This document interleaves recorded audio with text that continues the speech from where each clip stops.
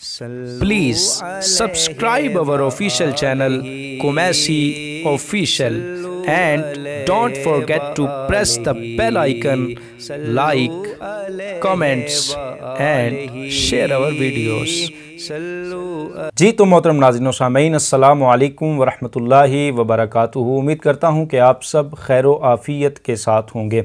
एक भाई ने सवाल किया था कि गाली देने के बारे में शरई हुक्म क्या है, और अगर कोई बंदा गाली देता है तो शरीयत ने उसकी क्या सज़ा मुतय्यन की है। तो आज की इस वीडियो में इंशाअल्लाह इख्तिसार के साथ यही बयान किया जाएगा।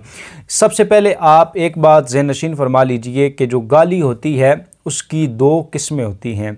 एक किस्म तो ये बनती है कि आप जो है वो किसी मुसलमान को गाली दें, किसी इंसान को, किसी ज़ी रूह चीज़ को आप जो हैं वो गाली दे रहे हैं, यानी जिसके अंदर एहसास पाया जाता है और गाली देने से उसकी दिल आज़ारी होती है। और दूसरी किस्म वो है कि अगर कोई बंदा जो है वो किसी बेजान चीज़ को जो है वो गाली देता है, यानी उसके अंदर जान नहीं है, उसके अंदर एहसास नहीं है, यानी वो आपकी दी हुई गाली को महसूस नहीं करता और इससे उसकी दिल आज़ारी नहीं होती। दोनों के अलग अलग हुक्म है। मिसाल इसकी ये है कि अगर कोई बंदा जो है वो पंखा चला रहा है गर्मियों में बार बार और पंखा नहीं चल रहा, तो बाज़ औक़ात जो है वो लोग गुस्से में आकर उस पंखे को ही गालियां बकना शुरू हो जाते हैं। इस तरह अमूमन देखने में आता है।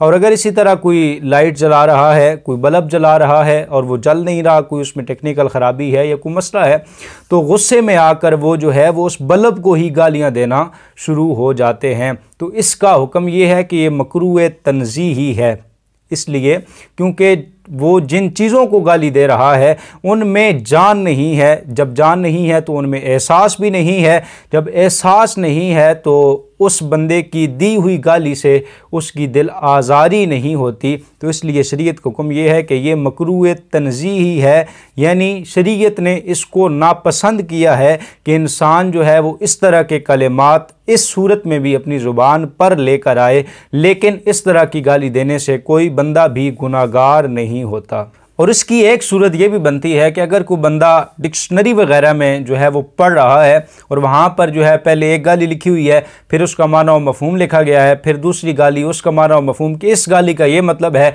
इस गाली का ये मतलब है। हर लैंग्वेज के अलग अलग जो हैं वो गालियाँ होती हैं।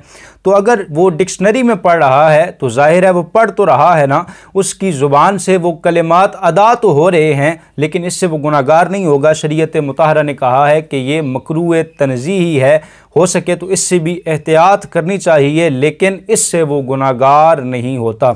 और दूसरी सूरत वो कि जिसमें इंसान गुनाहगार होता है वो ये है कि इंसान जब किसी मुसलमान को गाली दे, ज़ाहिर है उसमें रूह है, उसके अंदर जो है वो एहसास मौजूद है और आपकी गाली देने से उसकी जो है वो दिल आज़ारी होती है, उसका दिल टूटता है। तो इस वजह से बंदा जो है वो गुनाहगार होता है। और सरकार दो आलम नूर मुजस्सम सल्लल्लाहु ताला अलैहि वसल्लम ने इरशाद फरमाया कि किसी मुसलमान को गाली देना कुफ्र है, यानी इस हद तक सरकार दो आलम सल्लल्लाहु अलैहि वसल्लम ने इरशाद फरमाया है। इसका मतलब हरगिज़ ये नहीं है कि वो बंदा गाली देने से काफिर हो जाता है और दायरा इस्लाम से खारिज हो जाता है, बल्कि यहाँ पर जो है वो उसकी शिद्दत गुनाह को बयान किया जा रहा है कि वो बहुत ज़्यादा गुनाहगार होता है। तो इसलिए किसी मुसलमान को गाली देने से अज़ हद परहेज़ करनी चाहिए। आजकल के मुआशरे के अंदर ये आम हो चुका है और गालियाँ बकना और गालियाँ एक दूसरे को देना ये तो मजाक मजाक में जो है वो लोग एक दूसरे को दे जाते हैं। तो इससे जो है वो अज़ हद इज्तिनाब करना चाहिए। वल्लाहु आलम व रसूलुहु आलम। अस्सलामु अलैकुम व रहमतुल्लाहि व बरकातुहू।